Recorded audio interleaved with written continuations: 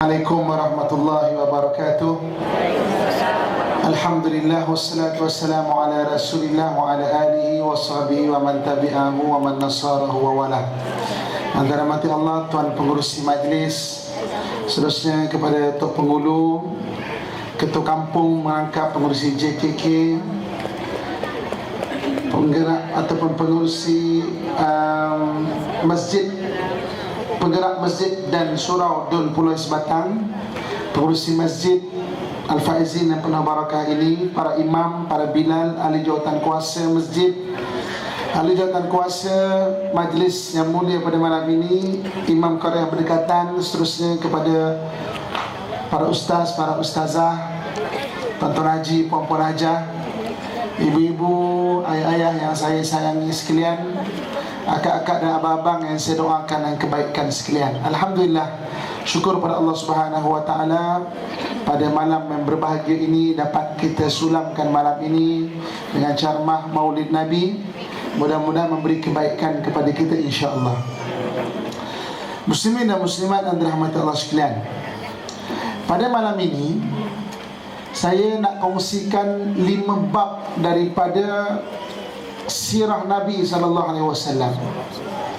Kita boleh berbicara dalam 1001 bab, tapi malam ni saya nak kongsikan 5 bab saja. 5 bab saja. 5 bab saja ni pun sampai pukul 4 pagi ni. Boleh?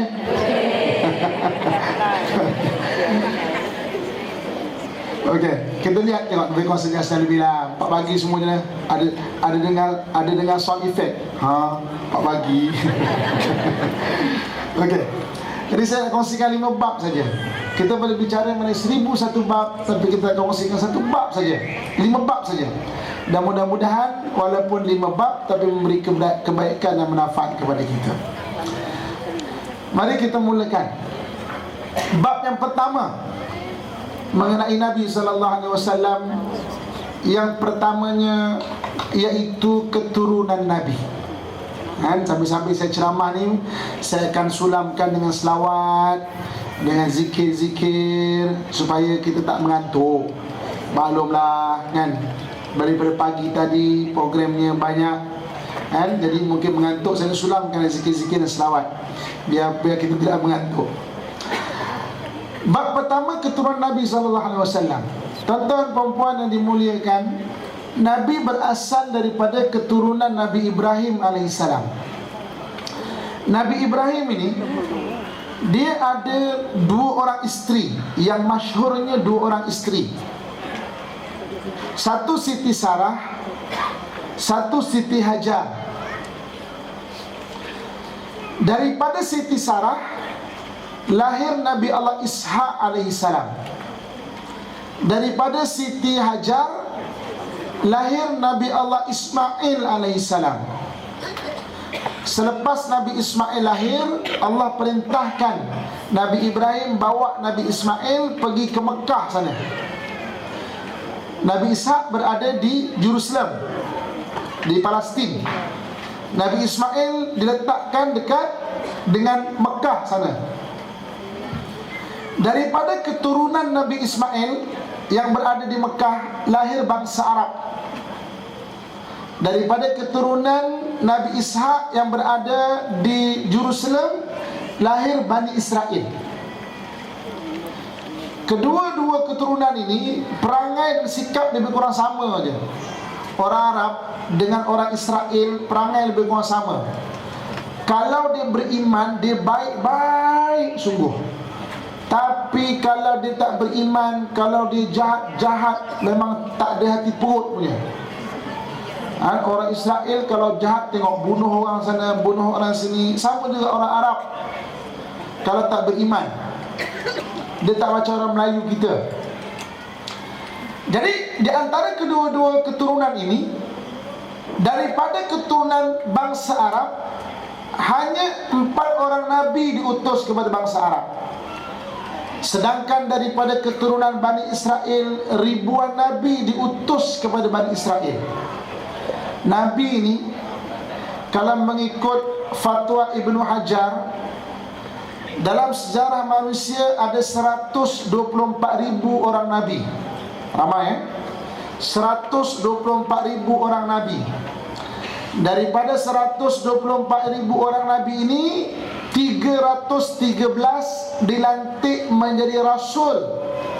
Tidak termasuk Rasul orang Melayu yang baru kena tangkap bawah ni. Langsung dekat Selangor ada orang mengaku jadi Rasul, kena tangkap, tak termasuk itu. Daripada 313 Rasul, 25 disebut dalam Al-Quran, dan kebanyakannya daripada Bani Israel. Bangsa Arab ni ada 4 orang Nabi saja. Nabi Shu'aib alaihissalam, Nabi Shu'aib makamnya berada di Jordan. Nabi Hud alaihissalam makamnya berada di Hadramaut, Yaman. Nabi Saleh alaihissalam makamnya berada di Sinai, Mesir. Dan Nabi kita Muhammad sallallahu alaihi wasallam makamnya berada di Madinah. Jadi Bani Israel, ribuan Nabi diutus kepada Bani Israel. Oleh kerana banyaknya Nabi diutus kepada Bani Israel tidak menghargai Nabi. Dia suka bunuh Nabi. Allah sebut dalam Al-Quran, sifat Bani Israel ni, wa yaqtulunal anbiya'a bighairil haqq, dan mereka membunuh para Nabi tanpa hak. Sebab apa? Hari ini mereka bunuh Nabi, nanti minggu depan atau bulan depan akan ada orang soleh yang dapat wahyu, dapat Nabi baru. Dapat Nabi baru, dia kata Nabi baru ni tak best lah. Nabi yang kita bunuh baru ni lagi best sebenarnya. Kita bunuh lagi lah. Itu kerja Bani Israel. Dia suka membunuh para Nabi tanpa hak. Sampailah ketika zaman Nabi Allah Isa alaihissalam. Bu, ayah saya sekalian, zaman Nabi Isa ada 3 orang Nabi yang diutus serentak. Nabi Isa, Nabi Zakaria, dan Nabi Yahya. 3 ini juga nak dibunuhnya. Akhirnya sejarah menyaksikan Nabi Zakaria digergaji kepalanya, Nabi Yahya disembelihnya, Nabi Isa nak disalibnya.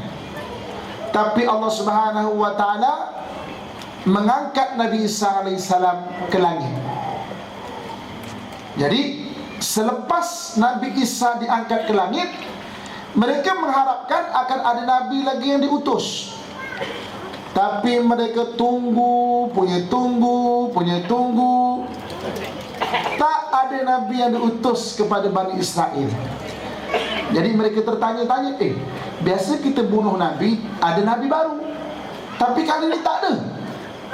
Kenapa? Maka mereka buka ajaran Nabi Isa.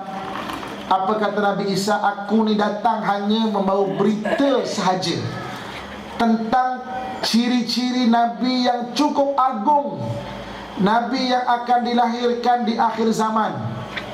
Ada 4 ciri-ciri dia. 4 ciri-ciri dia. Apa ciri-ciri dia? Yub'athu min tihamah baina yadayhil qiyamah, fi dhahrihil alamah, tuzilluhul ghamamah. 4 ciri-ciri dia. Dia dilahirkan dari satu tempat bernama Tihamah. Yang keduanya, dekat dengan hari kiamat. Yang ketiganya, di belakang badannya ada tanda alamat. Yang keempatnya, dilindungi awan ke mana dia pergi. Ini 4 ciri-ciri akhir zaman, Nabi akhir zaman. Jadi barang pertama yang Bani Israel cari, mana Tihamah? Sebab ini nama baru, tempat baru, tak ada dalam peta waktu tu. Mana Tihamah? Apa maksud Tihamah? Tihamah ni maknanya tanah rendah yang kering, tapi banyak tumbuh pokok tamar. Itu maksud Tihamah. Tanah rendah, kering, tapi banyak tumbuh pokok tamar. Mereka melihat di Jerusalem. Jerusalem tu, bu, ayah-ayah sekalian, tanahnya subur, subur. Mereka pergi ke Iraq. Di Iraq dengan wujudnya sungai Furat dan sungai Dajlah, Iraq tu subur. Mereka pergi ke Mesir. Di Mesir dengan wujudnya sungai Nil, Mesir itu subur. Mereka pergi ke Syria. Banyak bahagian-bahagian di Syria tanahnya subur. Akhirnya mereka yakin sangat bumi Tihamah itu adalah Madinah Al-Munawwarah. Jadi Bani Israel ni daripada banyak tempat berpindah beramai-ramai, duduk di Madinah, berkampung di Madinah, beranak penak di Madinah. Apa tujuannya?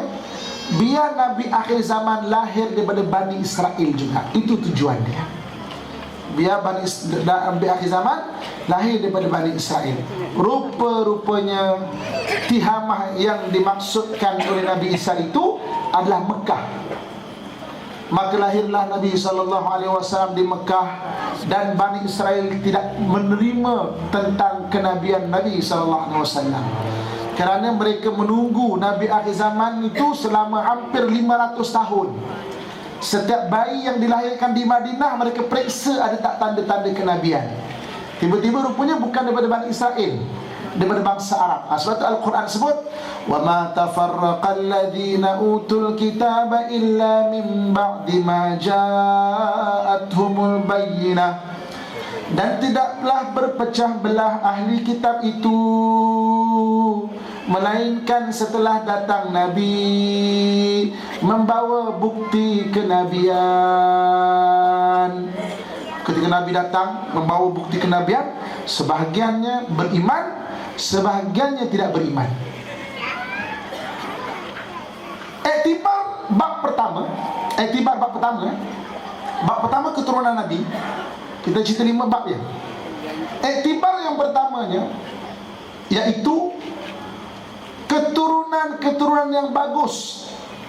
Bu, ayah-ayah saya sekalian, Nabi Ibrahim ada 2 orang isteri. Daripada 2 orang isteri ini lahir banyak para nabi.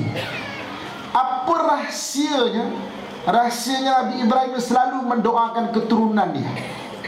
Suatu kita hari ini jangan lupa mendoakan keturunan kita. Nabi Ibrahim punya doa dirakamkan dalam Al-Quran. Rabbi ja'alni muqimas salah wa min zurriyati. Ya Allah, jadikan aku orang yang mendirikan sembahyang dan juga ahli keturunanku. Dia tak lupa keturunan dia. Saudara ini jangan malah berdoa. Bu, ayah-ayah saya sekalian, jangan malah berdoa. Doa banyak-banyak dan jangan lupa doa pada keturunan. Ada orang kadang-kadang dia malas berdoa. Ya Allah, ya Tuhanku, macam semalam lah Tuhan, sebiji doa macam semalam. Amin. Malas nak berdoa. Jangan malah berdoa. Dan doakan untuk ahli keturunan kita. Mudah-mudahan Allah jadikan keturunan kita jadikan semua orang soleh, orang soleh. Amin. Ucap amin. Amin, insyaAllah. Itu bab pertama. Habis bab pertama. Kita bincang 5 bab saja. 5 bab saja. Bab yang kedua. Bab yang kedua, kepada siapa Nabi diutus. Kepada siapa Nabi diutus. Dalam Al-Quran Allah bagi tahu. Apa kata Al-Quran? Wa ma arsalnaka illa rahmatan lil alamin. Dan tidaklah kami mengutus kamu wahai Muhammad melainkan menjadi rahmat bagi sekalian alam. Jadi Nabi kita ni diutuskan kepada seluruh manusia dan menjadi rahmat bagi sekalian alam. Ini beza dengan Nabi-Nabi terdahulu. Nabi terdahulu Allah tak sebut dia ada rahmat bagi sekalian alam. Dia diutuskan untuk kaum-kaum tertentu sahaja. Mari kita lihat Nabi Allah Daud alaihissalam. Bu, ayah-ayah saya sekalian, Nabi Daud ini, baginda Daud dikurniakan mukjizat dan suaranya sangat sedap. Sedap sangat suara dia. Kalau Nabi Allah Daud alaihissalam membaca kitab Zabur, darah rawi mengatakan burung yang mengepak ni boleh berhenti mengepak. Punya sedap suaranya, boleh berhenti mengepak. Air yang mengalir boleh berhenti mengalir. Macam mana nak logik dengan sains? Sekarang ni orang menyanyi ada air berhenti, tak ada. Bergegar lah sebab kuat sangat sound system dia. Berhenti mengalir, macam mana logik sains? Orang perempuan yang mengandung dengar boleh terberanak. Punya sedap tu boleh terberanak. Orang tua dengar, orang-orang yang berumur dengar, sedapnya, meninggal orang tu. Maksudnya apa? Mukjizatnya ada, tetapi Allah tidak sebut dia rahmat bagi sekalian alam. Yalah bu, ayah-ayah saya sekalian, apa kerja? Katakanlah dalam majlis malam ni Nabi Daud baca kitab Zabur, 30 orang tua meninggal. Kan dah susah nak urus pergemupian malam ni. Tiba-tiba ada 15 orang ibu-ibu akak-akak mengandung terberanak pula ke sini. Kan susah. Allah sebut ada mukjizat dia, ada kebaikan, tetapi Allah tak sebut dia rahmat bagi sekalian alam. Nabi Yusuf ni Allah kurniakan mukjizat dia cantik, handsome, cantik sangat. Sampaikan diibaratkan dalam rawi, punya cantik Nabi Allah Yusuf itu, kalaulah kecantikan itu ada 100, satu dikongsikan pada semua manusia. Sampai kita lihat manusia ni cantik, manusia tak cantik, 99 lagi diberikan kepada Nabi Yusuf alaihissalam. Punya cantik Nabi Allah Yusuf. Kalau Nabi Allah Yusuf duduk di sebelah orang tak cantik, orang tak cantik ni pun nampak cantik. Mukjizat ya. Kita hari ni buka, katakanlah kita ni cantik, duduk sebelah orang tak cantik, apa jadi? Orang yang cantik ni akan bertambah-tambah cantiknya. Orang tak cantik ni kan akan bertambah susuk nilai. Sebab apa? Ada perbandingan. Tapi Nabi Allah Yusuf alaihissalam duduk di sebelah orang tak cantik. Orang tak cantik ni pun nampak cantik. Nabi Yusuf bangun, baru orang tahu lah, kau ni tak cantik rupanya. Baru orang tahu. Tetapi Allah tidak sebut Nabi Allah Yusuf rahmat bagi sekalian alam. Dengan kecantikannya itu akhirnya terfitnah Nabi Allah Yusuf. Ramai gadis-gadis, orang-orang perempuan di Mesir tergila-gila dengan Nabi Yusuf alaihissalam. Sampai berzikir tu zikir Nabi Yusuf, Yusuf, Yusuf, Yusuf, Yusuf, Yusuf. Zikir Nabi Allah Yusuf. Menjadi kelang kabut orang Mesir. Sampaikan ibu angkatnya Zulaikha juga tergila-gila dengan Nabi Allah Yusuf. Sampai orang kata, Zulaikha, kau memang orang yang cantik, tapi kan Yusuf tu anak angkat kamu. Kenapa kamu tergila-gila dengan Yusuf? Kalau kamu mau tahu, mari. Zulaikha buat satu kenduri, diminta setiap orang itu potong bawang menggunakan pisau. Tengah potong, Nabi Yusuf disuruh lalu. Semua orang tergamam. Punya cantik. Sampai habis hirisan bawang itu, tidak sedap, terhiris tangan. Maknanya terkesima orang cakap, ataupun takjub dengan kecantikan Nabi Yusuf. Tapi akhirnya dengan mukjizat cantik itu terpenjara Nabi Allah Yusuf alaihissalam. Allah tak sebut dia sebagai rahmat bagi sekalian alam. Nabi Sulaiman alaihissalam, mukjizat Nabi Sulaiman ini, Nabi Sulaiman bukan saja boleh memerintah manusia, bahkan boleh memerintah jin, bahkan boleh memerintah angin, boleh memahami bahasa binatang, dan boleh memerintah binatang.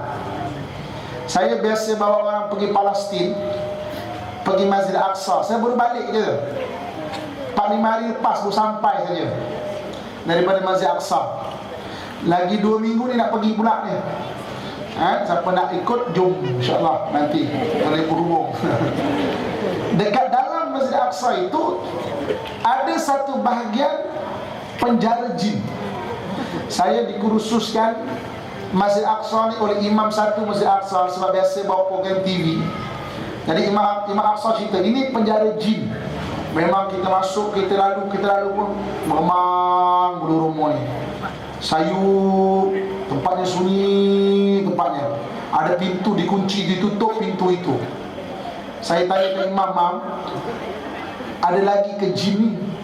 Imam tarik tangan saya, jangan tanya. Maknanya ada kaedah memenjara benda-benda halus ini. Itu mukjizat Nabi Allah Sulaiman. Tetapi Allah tidak sebut sebagai rahmat bagi sekalian alam. Di dalam surah An-Naml tersebut satu kisah. Satu ketika datang Nabi Sulaiman dengan bala tenteranya, sampai dekat satu lembah. Semut-semut rasa tak selamat. Semut-semut, penghulu semut. Kita ada penghulu kita. Kita ada ketua kampung kita. Semut ni dia ada komuniti juga. Penghulu semut berkata kepada semut-semut, wahai anak-anak buah sekalian, larilah kamu masuk ke dalam lubang yang paling dalam. Tentera Sulaiman sedang menuju ke arah kita melalui kawasan kita. Takut dipijak di rumah kita, akan runtuh rumah kita. Lari kamu sekalian. Bahasa sekarang ni, run for your life, run. Lari. Nabi Sulaiman boleh memahami bahasa binatang. Stop semua, berhenti.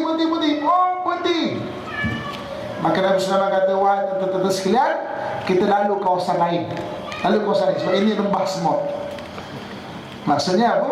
Ada makhluk yang tidak rasa selamat dengan kekuasaan yang diberi oleh Nabi Allah Sulaiman AS. Nabi kita Muhammad SAW dihimpunkan mukjizat Nabi-Nabi terdahulu, diletakkan kepada Nabi SAW. Bezanya apa, Bu? Bezanya apa, ayah-ayah sekalian? Bezanya rahmat bagi sekalian alam. Nabi kita tu handsome orangnya. Tapi orang tengok Nabi bukan naik syahwat, bukan. Tengok Nabi tu rasa nak masuk Islam.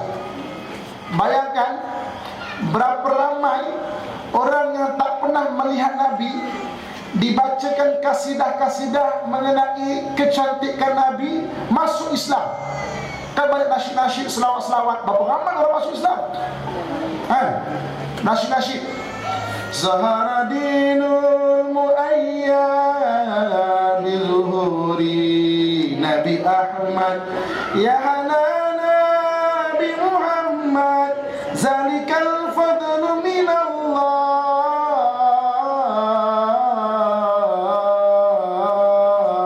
Allah, ya hanana, ya hanana, ya hanana, ya hanana. Pertama orang masuk Islam dengan nasyid dan kasidah-kasidah sedemikian. Cerita mengenai kecantikan Nabi. Maksudnya apa? Cantik itu memberi rahmat bagi sekalian alam. Kita baca selawat tadi, kita baca kasidah-kasidah. Tala'al